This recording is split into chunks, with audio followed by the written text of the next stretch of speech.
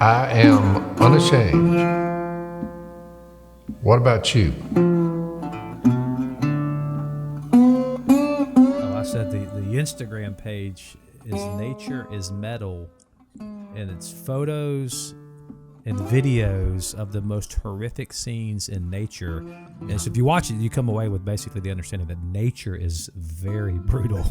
The eunuch yesterday evening, I looked down, and one set of varmints, the beaver, they had piled up a bunch of mud and logs up against where I'm draining water. I'm finally being able to drain my water so we can come back, put it back, plant the thing and duck food, and then put the water back on it. So I borrow the water for duck season, and then we drain it all out. Well, draining it out, you have these varmints, beaver, they try to stop it up every step of the way. Every day you have to go down there. Sometime I had a track hole down there. They had piled up at least 1 ton of mud and logs to even get to it where I could drain it at all. So we got a track hole with a redneck running it. So that's just to get that going. Well, now every time you give them, it'll flow during the day. You come back the next morning during the night, they plugged it up solid. So you remove the debris, it flows during the day, they plug it up at night. It flows during the day. So that's the scenario. When we walked up there, I said, Dan, get down there and start taking all that debris out. Well, a cottonmouth comes out from under there. So that's so poison, deadly poisonous. So that cottonmouth gets out of the way. Dan gets up there, and he says, okay. So he starts, and I look out there at about 15 yards. I just look to my left. Dan, he's looking down, doing this. To your point about it can get violent, I just looked up, and I saw 2 big old eyes. Gator, and he's about 15 yards, and he's just barely moving toward us.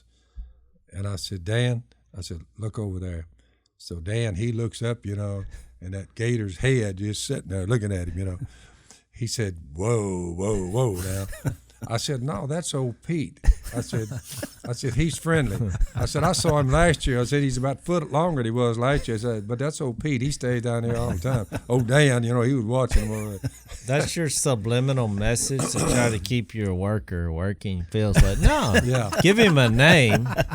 No, he wouldn't hurt. Okay. He wouldn't hurt a fly. It's just old Pete. It's Dan just Pete. Is not familiar with the woods. You will see what most people don't realize. They say, we notice among the cottonmouths from the beaver damage to the alligators, you sent Dan down in there first. He's the first man in. I mean, I'm just saying. I saw that picture. I went down there because I heard all this about the dam, and that. So because I didn't know if Phil was just giving me a version of the story. So you weren't sure how much hyperbole is being applied to the story. So I drove down yesterday and looked at it, and I was struck. Because I thought, what happened when that water goes down so quick? Well, it went from, an ocean to now it's just in the creek channel. That's right. Well, all those fish that didn't go out the pipe, and there's thousands of them, they're all in a closed space now. Just teeming. And so that every bird of prey in this state, because you're talking about some decoys, has descended on that, and you literally are watching the food chain, and it's a brutal thing to watch. It's a rated R movie, basically happening right now. Oh yeah, everybody's eating each other. That's right. However, from an environmental point, that is what I'm doing there is a wonderful thing for all these cranes, herons, all these wading birds. Because they come there, I've made them a great food supply. Had a lot of water covering a lot of ground, weeds, thickets, and I draw it all down. It's a natural cycle. Yeah. The water's been up 15 to 20 feet deep over there. Well, now I'm looking at it where there's 2 inches of water or less. And if you look at it, you say, man, the crawfish and the snails and the tadpoles, So the little minnows, so these birds, they've just swarmed it. But it's a great thing for shorebirds. That's a good part of habitat. We're after ducks during duck season, but it's good for everything that's Well, out except there. the fish. Yeah. Well, They're getting eaten in a brutal way. Well, that's why they're called a food supply, food chain. That's right. I know. That's the role of the fish. That's one little pothole. Can you imagine when that water was up 15 feet deep? It's a huge spawning ground, which is why you don't want to dam up all your rivers. Yeah. Your rivers need to flow, and some of them need to get up high and spread out through the woods because it's a place where they all raise. Yeah, that's good. But isn't it true that even Fortunately, with the Washita, we're on that river. They were going to cut all the curves out of it and make a ditch out of it. We all rose up and said, no, don't do that. Said, you're messing with God's habitat. Mankind can ruin some great habitat in a hurry. I'm here to make habitat, help it. So, because there's a reason why. The reason there are curves, you put oxygen in. Oxygen comes from the flow. The Almighty made a system that works. Mankind comes on mostly for money. Plus, I'm looking at birds. I'm looking at alligators. I'm looking at cottonmouths. I'm looking at all kinds of fish. I'm looking at crawfish. I'm looking at crane. You say you're seeing what this backwater coming and going. Most people, it'd be their worst nightmare, and they would say, how in the world, why would y'all pay big money for this? I said, we're into the creator, the one who created all this. We're enjoying it. We're working within his parameters. We understand big waters, high waters. So we flood every year over there. We flood, we move equipment out, we move it back in. So we're working with what the Almighty has provided. There's a God based on what's been made. Well, if they would go over there and just sit there and look at these birds coming in over there and all the fish, there's an alligator and there's these cottonmouths you got to watch. You say, what's funny for me, it's the ultimate visit on earth while I'm here. What's funny is, Dad, nobody would have ever thought this, but you are an original environmentalist. That's correct. In the ultimate sense. That is correct. A conservationist creating habitat. I lived there. You lived it. I lived there. So that's funny because you think of us and people look at us as hunters or whatever. So, well, those people don't understand the environment. We're like, no, we're all about it. We're all about creating conservation. Tell me, is this true? So these birds fly over to other places and they're dropping seeds along the way, stuff they pick up one place, go to another. So all this is part of the ecosystem. Listen, I put in an 8-acre kind of a deep water pond, stocked it with brim, crappie, bass, and the guy did the levee work for me. I said, make it to where it doesn't look like it's a man-made thing. I said, fix it to where it doesn't stand out. It blends in good. I said, what is it now? And they said, well, it's just a field of weeds. I said, I want to make that field of weeds, I want to put water on it, shallow water, so that birds, shorebirds and ducks, and there'll be fish, and there'll be all these different things. I said, I want to make this habitat, turn the weeds into habitat. Plant cypress trees, they're not making any more of them, so we have to plant them so you get cypress trees. Beautiful thing. 6 years after they made that, the rain started, and it filled up. That was 6 years ago. If you look out there now, there are willow trees 30 to 40 feet tall. I didn't plant any trees there except the cypress. Right. When the cranes went over there and walking around in the water, those little willow seeds, willow plumes, they call them. Well, when that stuck on these cranes' legs, way over there where our willow tree was, that crane flew over to where there were no willow trees. Right. And in 6 years, the whole thing is surrounded by willow trees, and now a lot of them are like 20 feet tall. It hadn't been but 6 years. Right. So when you look at it now, from where we started, I said, I never planted any of those trees, but they all came up from the cranes bringing in the willow seeds, walking around the bank. They planted the whole thing for me. The Almighty did through these birds, and I'm like, boy, God, we use it for God brush is on top of this thing. I said, look at that. We use it to brush our blinds, and there's all kind of good uses. It's more than enough for me to get all my brush from my blinds. I cut them fixing to start here in June, July. You always look at your watch. You've never owned a Dad watch. looks at that empty wrist. I get these willows. Yeah, I don't have enough. I get these willows, and you say, and the next year after you cut all, I don't cut near all of them. There's so many of them, but I cut these willows, and look, and they just mow down. I come back a year later. It's right now June. Next June, I'll come in there where I cut them. They're all back, and they're like, and bigger. I'm cutting willows I cut last year. This year, they're about 6 to 10 foot long already. 1 year, 6 to 10 foot tall. Beautiful things. I cut them, take them out and haul them on a trailer, go bust my blinds, and they're mowed down. 2 weeks after I do that, you look where you cut them, and they're sprouting out. And they'll be this tall in about a month.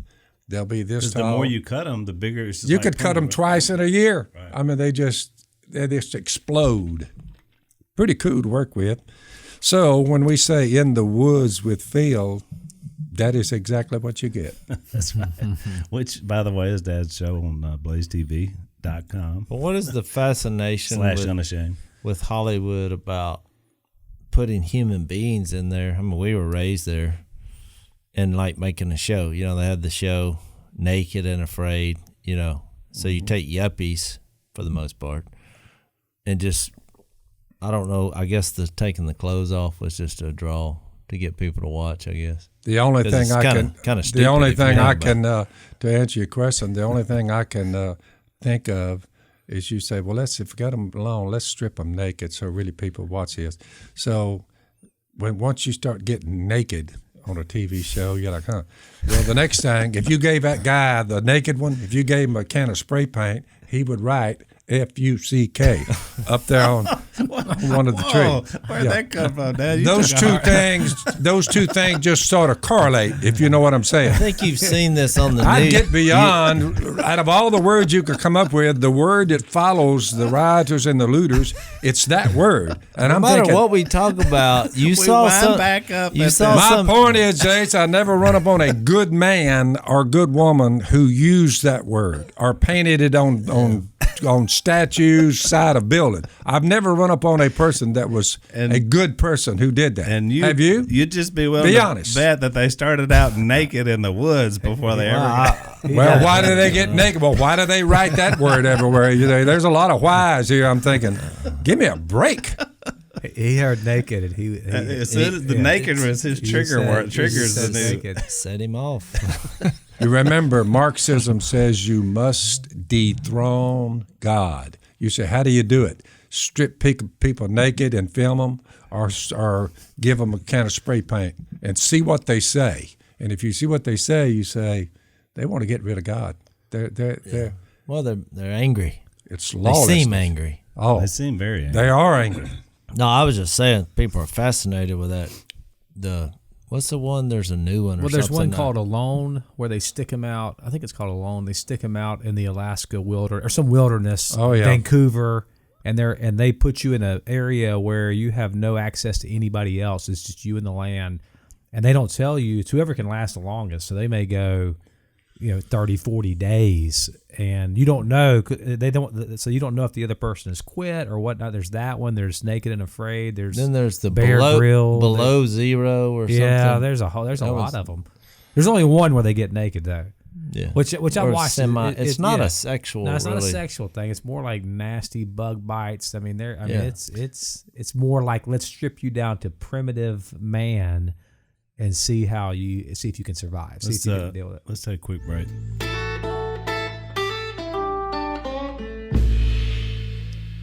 So I mentioned this before that one of the things that I don't mind spending money on is something to do with a bed because I like my sleep. I know you don't sleep much, Jase. You're kind of one of those minimal sleep. You're like, but when I do, why not sleep well?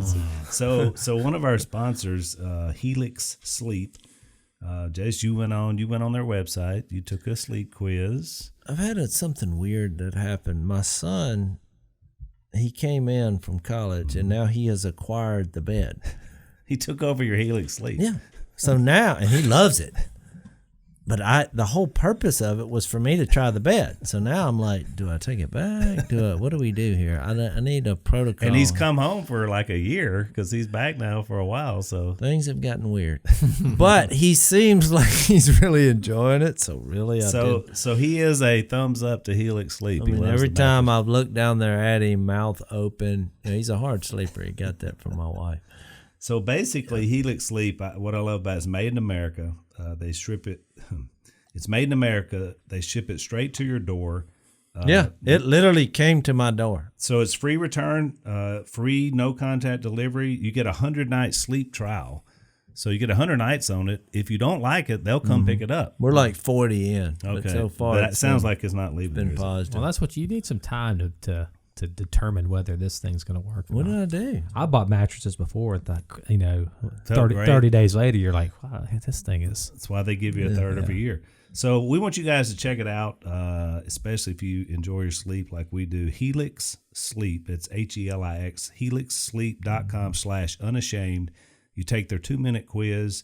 They'll customize your mattress, best sleep of your life. There's a 10-year warranty, and you get to try it out 100 nights, as we said, risk-free. They'll pick it up, but you're going to love it. Trust us. So Helix is also offering up to $200 off all mattress orders and 2 free pillows for our Unashamed listeners. So HelixSleep.com/unashamed. HelixSleep.com/unashamed. $200 off.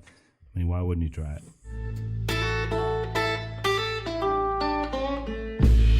So I think it's two things. I think one is for some people, apparently it doesn't really appeal to me. It's something about seeing somebody put in that situation, like especially out of their element, and then just suffering that people like. I mean, just the idea of like all this bad stuff happening to them. I guess that's dramatic is part of it. And then I think the other thing may be because most of the people watching it are probably stacked up in cities, as we talked about before. So the idea of not having human contact is like so foreign to them because every day they walk in New York. I mean, you're surrounded by thousands of people. Maybe that's the appeal. You know what's weird to me? The thing I like about it is they'll eat, because you got to eat, and it's like okay if they hunt in that environment. I guess it's socially acceptable. Yeah, because you got to eat. Then you have some of them that go too far. Do they have something to hunt with? I mean, what do you hunt with? I've actually naked and never watched the show. Which one are you talking about? Naked? I mean, any of it. I mean, I don't any of it. Do they give me any supplies or nothing? No, but I think you may get like one. Some of them have like you can take 2 things with you, but it's not like you can't have like a weapon, like a gun or anything. But they eat what they find. They eat bugs and snails. Yeah, but as soon as you turn the cameras off, they're over on them one of them nut bars. I mean, going to town. What do you call them? Them little nugget things. The nugget nut bars. Like a granola. He says, yeah, that granola. Get on the granola. No, their problem is, boys, I've said this for years and years from observation. Their problem is they don't know what their problem is. They don't know. That is their problem. They get up and they're angry, and you say, why are you angry? And it's like, what's the old Western, the old boy, what was the guy? The old boy. Johnny Ringo. Well, Wyatt Earp and them were talking about it. He said, what does he want? He said, revenge. He said, for what? And he said, for being born. Yeah, that's right. Yeah. I don't know if that's the cast of these shows or not, but I think we're talking about 2 different things. But I mean, I do think that you look at what's going on in our country right now. There's a lot of people. Well, there's an emptiness is what he's talking about, which back to Johnny Ringo is they got a hole right in the middle of him. Yeah. And I do think that speaks to a lot of people. He can't fill it. And look, the reason there's an opioid crisis is because people are trying to fill a hole with something. Yep. And to numb it to whatever, and they can't. Of course, we know what to put in the hole. We're saying, look, if you can connect to the Creator, you can be filled. Yeah. But they don't know that, so they go turn to drugs, alcohol.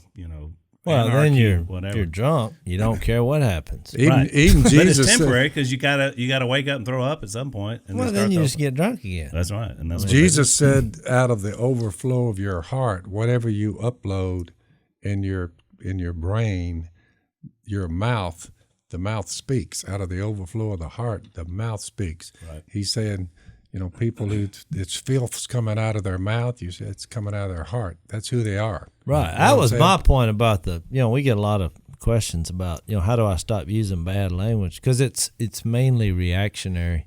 You're putting all this in your head. And habitual. And then when you get in a situation, it just happens. You can't stop it if you tried. It's too late for that. That's a common, you hit your thumb. Yeah, that's a good point. It just bam. I haven't So- said a cuss word in many, many years, way back. You say, how did you?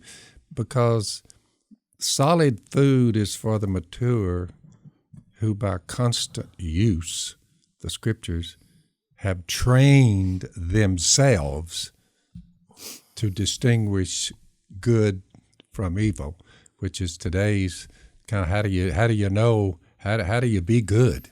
I mean, what is evil? Where did it come from? Is God the author of evil, or is he the author of good? And the old conscience we have, your conscience will tell you, I don't know about that. Your conscience, sometimes judges, sometimes defends you. The Apostle Paul said in Romans 2, you say something about that conscience. We all know what good is, and we know what evil is. So with that, you say we have a choice. Right. To choose one or the other, because both of them are there, and they've been there from the beginning. Well, the author of evil, God had it down to a tree and a certain fruit you had to eat and not eat. You're like, The serpent was more crafty than any of the wild animals. What do you think that means? The serpent was more That crafty. means slick. He can slick you, and you don't know you've been slicked. But if the evil one was a spiritual being in that he didn't have a body, was housing the snake, or was it a narrative of? Well, the other question is, what was the snake was cursed to slither from that point forward? So what was he doing before that? Well, he had legs like a salamander, I Or guess. something, yeah, because he wasn't slithering until he got cursed. That would explain the evolutionary process of the going from the legs to without them. Maybe so. Maybe. It just happened in the curse. I know somebody. Look, my this is for real. I hate doing this because it's my father-in-law. So if he listens to this, it may be embarrassing. But the other day, We love you, Larry. we had him come over for supper, and he's like, he had a picture, and he's like, "What do you make of this?" Well, I looked, and it was a snake that was like half snake, half salamander. And he's like, I could see it in his eyes. Explain this. I said, Photoshop? Adobe? And he was like, oh, that's not out there. I was like, that's not out there. Fake news, man. Yeah, but he was upset about it because I was like, if you run up on that in the woods, you call me because you need my help. We need to analyze this. You got to trap it. it. Was, Don't kill it. Trap. We need to study We need that. to study that. but they do the same thing with They're this. scary enough There's- without legs. I'd hate to add a couple of legs to them. I've had thousands of pictures, the same one sent to me about this giant bullfrog, and people swear it's real. The thing weighs like 14 pounds. I'm like, no, it's not real. Right. But everybody thinks it is, and then I'm known for frog hunting, so they're like, hey, send it to Jase. This is your frog. It's not real. What's the name of that one that's it looks like when we saw it when we were filming Duck Dynasty, somebody had one at camp, but they made it out of a deer, but it's a chimmy. Oh yeah, I've seen that. What's it called? It's like several different species. Yeah, all in one. They mounted call into it one a animal. chimichanga. It's why the people have this fascination. It's like I always go back to the guy who was, living with the bears, and everybody was following him, until the tape recorder Yeah. when they released of the bears, and killing him. I mean, yeah, it's not funny, but the guy's like, yeah, that is. I'm gonna There's go some live with bears. appeal that we're all gonna live in this. I wouldn't mind watching what's going on over at the dog now, but to insert myself, especially without clothes, in Naked. the middle of it, and say, yeah, I'm gonna live Maybe that's here. a new series, Naked For- Jase. Well, a human Yeah. can't compete in the wild without our rational faculties, which would include the ability to develop weapons and clothing. And that's And that's our advantage, is that we have rational faculties. So I think that's on some level. I think that there's probably a at least in the environmentalist movement, there's probably like this dehumanization thing going on. Let's have an anthropology that's not rooted in Genesis 1:26. You know, we're different. We are different from any other animal. Yeah. I mean, think about however many thousands or millions of years ago, depending on what your belief of how old the Earth is. A deer is still doing what a deer was doing 10,000 years ago. Yeah. But yet, look at humans. We're living drastically different because we built upon the past. We have memories. We have rational capabilities. We're creative. You know, because we're made in God's image. So we have language, linguistical properties that the animal kingdom doesn't have. Yeah. And so I think I think when even with we talk about the anger of the left right now, and what's going on in our country, I think some of this, and you got to be careful how you talk about this, but I think some of this is predicated on a very flawed anthropology of what does it mean to be human? Yeah, man, I think that's the question that nobody has an answer for. I mean, we do, because we have you know. You don't have to be. Let's take another break. So one of the things we enjoy about the podcast is getting our fill of Black Rifle coffee, which is we really love it. These guys are they're all veterans, former military. No, let me start off. They're all veterans, and they were in the military. They defended our country. These guys really are the real deal. But really, more than anything else, they make really good coffee. Yeah. I mean, we like it. Murdered Out is our favorite flavor, but that's the super double dark. So they got all kinds. They got cool names like that, AK, whatever. You know, got a lot of cool names that go with them. So we call it our freedom-filled coffee, and we'd love for you guys to check it out. You go to blackriflecoffee.com/Phil.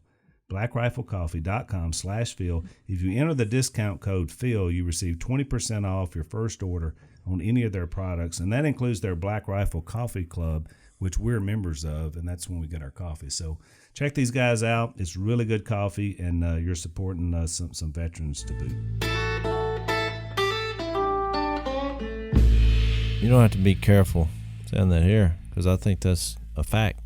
But to me, they lose common sense, just like the stuff about the clothing analogy. Well, see, to me, that became stupid then. Let's go in the wild, take off all our clothes, see if we can survive. Well, that's stupid, because you go ahead and wear some clothes. But, you know, I get it. They want people to watch. They don't really want to create a scenario that makes sense. I mean, the simplistic stuff with me, it's like I notice animals. If you go down there and watch this, because it's exciting to watch, because I'm looking at who's getting who. Because you want to be the big, there's the biggest bird down there. I don't know what that is. You probably noticed them, those big black and white birds. They're like 6 by 6. Yeah, they got all kind of, I don't know the exact name for them. I mean, they're coming in there. Like a blizzard? No, it's not. That comes later. We haven't entered. Yeah, we're still at everybody's alive now. At some point, there's going to be a lot of death going on. When you pull up there and you roll down that window and the smell hits you, that now we have a whole new cast of characters, right, Phil?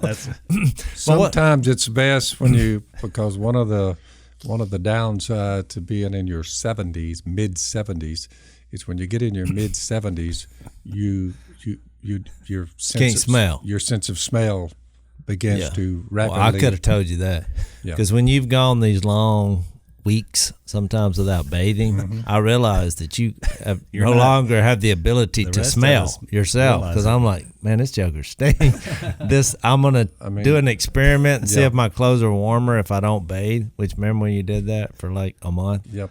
You smell leaves when you hit about May. Not good when your house is It burned is down. interesting that going way back, so everyone will know this, because in John 8, Jesus is talking, I've not come on my own, but this is John 8, about verse 40 in there somewhere, he sent me.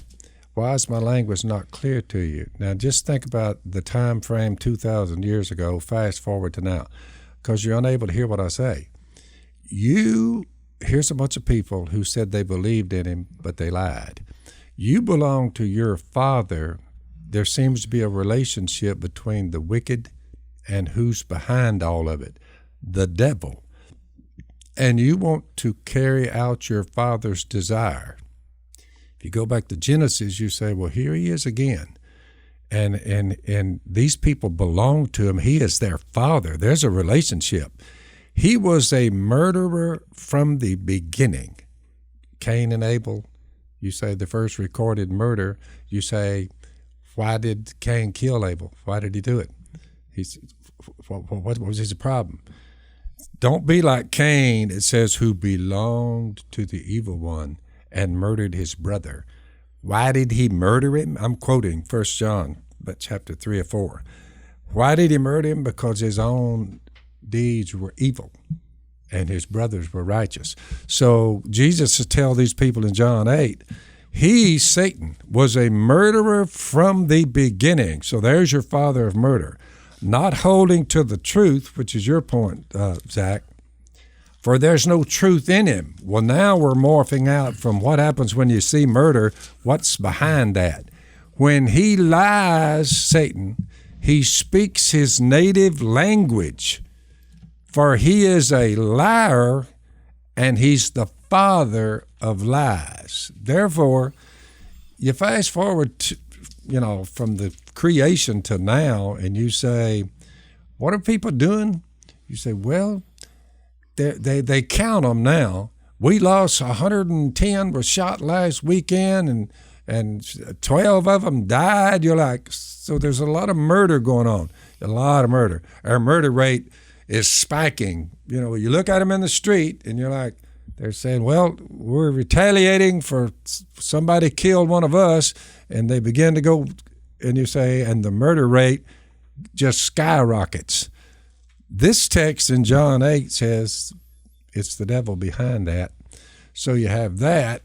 Add to it, you talk about, look, I've been on the earth 74 years. You say, have you ever seen lying reach this level coming out of Hollywood, college professors, these schools of higher learning, the news media, and government officials? You say, how much lying? But is it lying if they think it's true? Oh, yeah. The delusion is, George Costanza. the delusion is they're lying, and the scary part is God sends them a strong delusion, 2 Thessalonians 2, so they'll believe the lie. They believe it. Right. They tell themselves a lie. Satan tells them this lie, and they actually believe it. Remember, in the order of things in Genesis, you started with Cain and Abel, which was murder. But remember, lying was that started first. So sure, murder follows lying. Why are you so downcast? Well, right. you're talking to me. Was the earlier was the what is the origins of evil? We kind of glossed over that, but that's probably the number one question that people ask, particularly if you have. Maybe you're struggling with whether believing that these scriptures are true about the Christ, that it's like, well, how do you explain evil in the world? And the God was God the author of evil? Yeah, how would you even explain it? Because you have a snake. I mean, a lot of people are listening to this. If they don't believe in God, they're like, "This is." So you're talking about there's a snake in a garden who's now an evil one. Somebody killed his brother, and he belonged to the evil one. That's the 1 John 3. So I would simplify it by just simply saying, but you said no believer in God, no.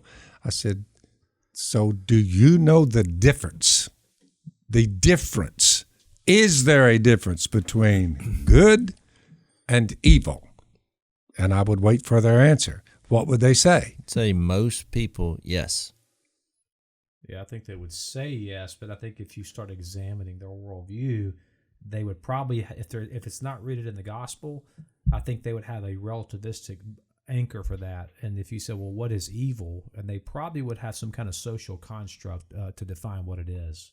It's whatever society says it is, or it's whatever, my experience, like that's what we're being told right now. It's just kind of, we're being told right now. Or figure it out. Or what? Yeah. They say just try to figure it out. Figure it out, yeah. Because your truth, speaks to what you see as evil. I mean, it's all so subjective now. Well, evil, I think this is, when we talk about evil, I think sometimes we don't analyze what that word means. So we see it as almost like this thing floating around in the atmosphere. And evil is I mean, if you think about how do you define that, I think it's essentially taking God's revelation and saying, I don't believe that. That's right. And conversely, faith would be when God reveals to you something, you say, I believe that.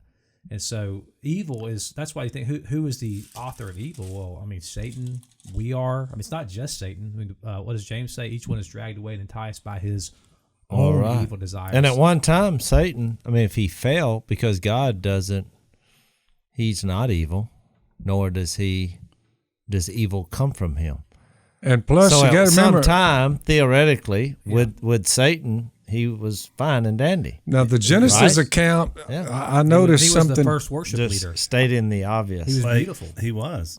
Hang on, let's take a break, Dad, before you jump in there. So, Zach, you're the youngest at our table today.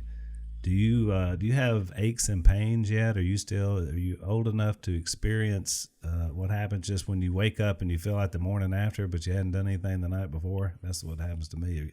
Or are you still just frisky and no pain, no gain? As Doc Holliday said, I'm in my prime. So you don't need this product, but I guarantee you, me and Dad and probably Jase do as well. It's called Omega XL. And the main thing is it helps with inflammation. That's its main target, whether it's back, knees, shoulder, and I'm a yes to every one of those. Dad and I started taking it. I think I've been a couple of months now. You're probably about a month in or so. But it's a noticeable change for me in terms of waking up feeling better. I had less aches and pains. Is that what your experience? I would agree with that. It's not a pharmaceutical. I take no pharmaceuticals. The only thing I take is a little muscle oil from time to time right out of the pristine waters of New Zealand. There you go. Helps with the inflammation. So there was a doctor that said something to the doctor that created this. The doctor said, with my prescription pad, I can't write anything that comes close to doing what Omega XL does. So, there you go. And it's only pills Dad takes, so that tells you pretty much. That's the only one. So here's how you get started. Omega XL, you get your first bottle, you buy it, you get the second one free, which is awesome, so you get a month free. If you visit omegaxl.com/Phil. That's omegaxl.com/Phil, or you can call 1-800-844-4888. That's 800-844-4888 and work on your inflammation. Well, you're getting that from Ezra, or where's that? The prophecy. We've read that. I would before. just simply say, in other words, when Jesus said, "You've heard it said, do not murder. Anyone who murders will be subject to judgment." He said, "But I tell you, anyone who is angry with his brother, who hates his brother, is under condemnation." In other words, you say, you don't actually have to murder them. If you just hate them or you're angry, you're like, what does it mean? Well, when Cain's story comes up, the Lord said to Cain, "Why are you angry?" So we have a quality that comes forth from all human beings from time to time, and it's called anger. So this is at the beginning before the murder. Why are you angry? Why is your face downcast? Now, what does it mean when you wake up in the morning? Because this just didn't come upon him all of a sudden 10 seconds ago. God says, why is your face downcast? There was something about the look in Cain's eyes. God was looking at him. Something was brewing there. Your face is downcast. Mm-hmm. He's mad about something. It's why I said they're mad because they have a problem, anger, which leads to murder, but they don't know that they have a problem with anger and murder. Well, I think his expectations were not being met. So he ends it up by saying, if you do what's right, we're on good and evil. If you do what is right, will you not be accepted? But here's the choice. But if you do not do what is right, here's the way it's worded. The first time in the Bible, sin is mentioned. Sin is crouching at your door. It desires to have you. but you must master it. Cain said to his brother, let's go to the field. While they were in the field, Cain attacked his brother, Abel, and killed him. Now, John the Apostle, way in the future, 4,000 years or so, he said, don't be like Cain, who murdered his brother, who belonged to the evil one and murdered his brother. Well, Hebrews 12, the Hebrew writer said he was bitter. Remember, he godless. You know, there was bitterness there. And that comes from being jealous. He was jealous. You see all these other sins that were stacked in there on top of that. You know, all that happened before he took his life. But it was all this. You know, sin was just, roiling inside. Because think about it, Al. You say, so when we get to the people who say we don't believe in God, well, you say when they murder, they will say, well, I just lost my temper. I just kind of got away from it. So there's no God there. But you go around and you end up in the penitentiary the rest of your life, whatever, for murder, and you're like, so how did you end up here? So what's their recourse? Yeah, but I think... is there a way out, or are they just trapped? They go to a school and just start shooting the thing, and they kill 30 people, 40 people, the guy in Las Vegas. You say, why would you pack that much ammo and weaponry, get up in a hotel room, and just start shooting a crowd of people who listen to a country and western? You say, how do you explain that if there's no evil one or evil in the world? At least I would think a full-blown atheist would say, that's not good. They just say mental illness. That's not good. Well, I think there is mental illness, but there's also evil. That's why I said most people understand good and evil. Because a kid, I guarantee you, we're all going to say a young baby doesn't understand good and evil, and that's a good thing. But there's also people where wires have been, something. Yeah, it's physically their brain stem and they do stuff. But then there's also people in the name of evil, a la, Cain killing Abel, where they just do evil things. Well, we put words on them in our culture called psychopath, sociopath. Oh, yeah. They're just kind of dressed up words to describe somebody who has no conscience. If you don't have a conscience at all, then you're a dangerous person because you're capable of anything. Well, but nobody can really escape this idea of is there evil or not. I got in trouble several years ago because I don't know if y'all even know this or not. I was podcasting before podcasting was cool. See, that's why we like having you, Zach, because you're a pioneer. I'm a pioneer. I had a podcast probably 10 years ago, and I bet you have tens of listeners. You know what's funny? I was telling our sales guy the other day. I said, man, I should have kept up with that because I had about 12 to 13,000 downloads per episode, and I did no marketing. I knew nothing about it. I just stuck it out there. So I should have stuck with it. What was the nature of it was called Willing to Think, and it was kind of an apologetic / worldview. I remember that now, I listened to some of those. Why did you stop doing it? He wasn't willing to think. I wasn't willing to think. You know what the problem was? What's that? You had never seen the Outlaw Josie Wales. That's what it was. Have you seen it since? I have. I did watch it. You did? That's why I let him back on the podcast. I did watch it. Back to the topic at hand. Okay. Yeah. So Phil, hold on. I got to tell you this because you said something that I've said the same thing before, and what I said in the podcast was I said there was one of the podcasts. I said there's nothing in an atheistic worldview that would prohibit something like a school shooting, Sandy Hook was one I was talking about, from happening. And so then when I ran for U.S. Congress, which is why I quit doing it, to answer your question, which is a whole other discussion we can talk about later, have a confession on that, but never do that again. But Richard Dawkins, who is one of the world's most prolific atheists. Yep. Actually, BuzzFeed got Is he still alive? He died, didn't he? I don't know. He's still alive. You're thinking of I'm thinking about the one of Stephen Hawkins. Hawkins, yeah. Yeah, to us. But he responded in Time. He wrote an op-ed in Time about. He mentioned that line. I don't think he listened to the podcast, but he said if this clown, this redneck, this Duck Dynasty nephew guy from You're talking about you? Talking about me. Oh, that's funny. Yeah, he said if he had taken time to bother to take time to study atheism, he would know that we care a great deal about human life, and that wasn't really what my point was. So I responded with a quote from one of his books, and I'm going to probably butcher it now because I didn't know we were going to talk about this. But I just quoted in another article. I said, I just disagree with Dawkins when he says that the sole purpose for life, one's life, is to propagate one's DNA. It's a pitiless, purposeless existence.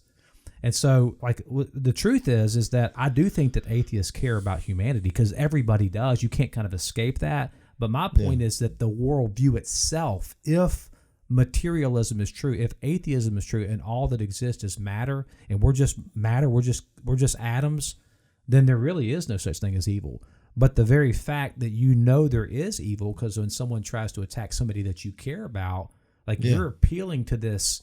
Atheist or not, everybody. If you are a living human being, no matter how evil you have become, if you cry out for justice in any sense, then you are declaring that God is there. You're declaring it. If a bunch of thugs break in your house and they're raping your wife or your children, why do we always got to go there? I don't. That's a terrible. An atheist, will you ask him, is that bad or good? I know you've attempted to do that before, but once I have to try to visualize that, I'm out. Hang on, let's take a last break. I want to read James 4. I mean, let's just stick with what it says, but the issue came up is we don't know what the problem is. I think we do. James 4 says, "What causes fights and quarrels among you? Don't they come from your desires that battle within you?" And there's a question mark. So I think the assumed answer is yes. Mm-hmm. Then he says, "You want something, but don't get it. You kill," which is, we've been talking about murder, "and covet, but you cannot have what you want. You quarrel and fight. You do not have because you do not ask God." I mean, to me, that is the answer to the fundamental dilemma. What you said about evil, it comes from when you say, I don't care if God's even there, or I'm sure as heck not going to ask him for anything. And so then you just look for what you want, your expectations, and when you don't get it, you get angry and do something evil because you're not checking with God and you're basically to fulfill yourself. I think that's what it says. Well, yeah, and the point you made in Genesis with Cain and Abel, I think that, and I'll tie this in with something you said earlier about the question that how do I quit cussing? Because I read all the comments, as I said last time I was on.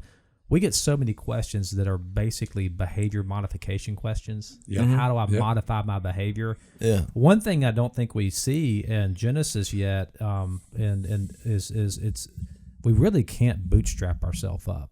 You know what I mean? I think there's not it's not just as simple as doing right, because at the end of the day, I'm not doing right. Right. And so I think that where the gospel provides the answer for that is that when what we're trying to do is we're trying to bootstrap ourselves up like Cain was, but Cain's looking at his brother's sacrifice and he's jealous of it because it was from a pure heart. Now listen, with that in mind, you read the Genesis account, back to Cain. This is 1 John 3:10. This is how we know who the children of God are and who the children of the devil are. Well, we've already read John 8 and the Genesis. Anyone who does not do what is right is not a child of God, neither is anyone who does not love his brother. Well, then he says, this is a message we've heard from the beginning. We should love one another. Don't be like Cain, who belonged to the evil one and murdered his brother. Now, what's this? Why did he murder him? Because his own actions were evil, his brothers were righteous. Do not be surprised, my brothers, if the world hates you. We know that we've passed from death to life because we love our brothers. Anyone who does not love remains in death. Now watch this. Anyone who hates his brother is a murderer. And you know no murderer has eternal life in him. This is how we know what love is. Jesus Christ laid down his life for us. We ought to lay down our lives for our brothers. That's the explanation John put on it. Right. which it covers a is lot very of ground there. applicable today. Yeah, it is. Because you Huh? think about hate, how much it's a two-way street. You know, people hate other people based on whatever skin color or just they're just having a bad day, and so then the response is in a lot of cases more hate. Right. Well, I hate you because you hated me first. Yeah, and you so said, well, then- it ain't that big a deal because I hate you. It says you're a murderer. Yeah. Well, because you can't have murder without hate. That's where it starts. But that's where hate your Jesus' brother, you're a point murderer. was, I think, in the Sermon on the Mount. His point was dealing with religious people who are trying to get everything down to, which is the questions we get, which, how exactly do I not do this? Yeah. I'm like, well, if I could give you an answer in a sentence, there would be something wrong with that because it's not the way God set it up. This is a grace-motivated lifestyle that we lead. Yeah. It's a constant battle and struggle of God's grace. The human race has a love problem now and going all the way back to the beginning out. It's a love thing. Oh, yeah, and it always is. Stephen's one who sent the question, and specifically he was talking about the origin of evil. Why would God allow evil to come into being? Which is a great question because we see the results of it. But my take always is it's always choice. Somewhere in the realm where God exists that's different from our realm, there was, in Revelation 12, by the way, gives you a great sort of visual of something happened. There was some rebellion that breaks out with other beings, of which Satan was one, angels. Mm-hmm. And he had a choice. I saw the angel fall from the heavens. Right. And it said there was a war in heaven, Michael and his angels against the dragon and his angels. So obviously that rebellion broke out that had nothing to do with us at first. And so that happened in another realm. So that's what happened, choice. It's interesting because when we go to Genesis account, we see Satan here on the planet because Revelation 12 says he's been hurled down. So he's here to do what? Give us choice. And then so, Adam and Eve had the first choice. Do I do what God says or not? And that choice goes forward even today. So I always put it down, the origins are choice. So the question of why did God allow it? God allows us to choose. He allowed the angels to choose even before we ever came into existence. And it always comes down to choosing him. God it was never the purpose to create creation just to be and then always to be good and never have a choice. I mean, that's what it looks like to me. The time frame you're speaking of, and we've mentioned this before, those great philosophers, they really had a big struggle with what we are discussing today. Yeah. But they were there pre-Jesus becoming flesh and living on the earth, dying for the sins of the world. That's just before Aristotle almost saw him, but he's a little early. So 100 years after Aristotle, here comes Jesus. If they had known about Jesus, God is love, it would have helped them out greatly. A whole lot. But it was still But they doable. didn't have the info of Zach. But it was still doable. I mean, that, to me, I always go back to Abraham. I mean, how do you reason that God raises the dead before you know anything about that? Now, that's a man of faith right there. I'm telling you. That's a good point. That's next level. I think we got to make a key distinction. It's not just about our obedience. I mean, if you read the book of Romans, there's two big parentheses around the whole book. The first paragraph and the last paragraph use this term called, Paul says, I came to bring about the obedience of faith. Right. So you can obey somebody out of a works-based system and not give them your heart. And that's why the question is, how do I stop cussing? It's not how do I stop doing that or stop looking at porn or stop what, because we get all this. I mean, or how do I my kids on drugs? I mean, you read the messages that you guys are sending us. I mean, first, yeah. What it is you got to you have to replace that desire with a desire for the presence of God. Right. I mean, you have to begin to something has to replace that, because whatever it is that you're falling into, it's some kind of counterfeit. It's a counterfeit. It's not the real thing. That's why it never satisfies you, Yeah. But I like your phrase, the presence of God, because basically all the corruption that happens in our lives and everybody else's, they don't really believe in those moments that there is a presence of God, or you wouldn't be doing that. That's why you're looking over your shoulder, because you don't want anybody to see you doing this. That's why Well, you wait till it gets dark before you pull it off. That's exactly right. You know what I mean? You're A not. lot more stuff going on at dark. The riots and the looting showed us that. That's right. It's pretty good until the sun went down. Even in the wonderful land of Chaz and Chop. I don't think bad things happen. they at the don't door. mind being noticed just because they're making a All statement. right, well, we got to go. We're out of time. Stephen, thanks for a great question. Sparks a great discussion. And we just touched a little bit of that topic, but we'll talk more about it in the future on Unashamed. So we're so glad you guys were with us today. You can subscribe on iTunes or Spotify or YouTube or Facebook, and be sure and rate us on iTunes so that other people can know about the podcast.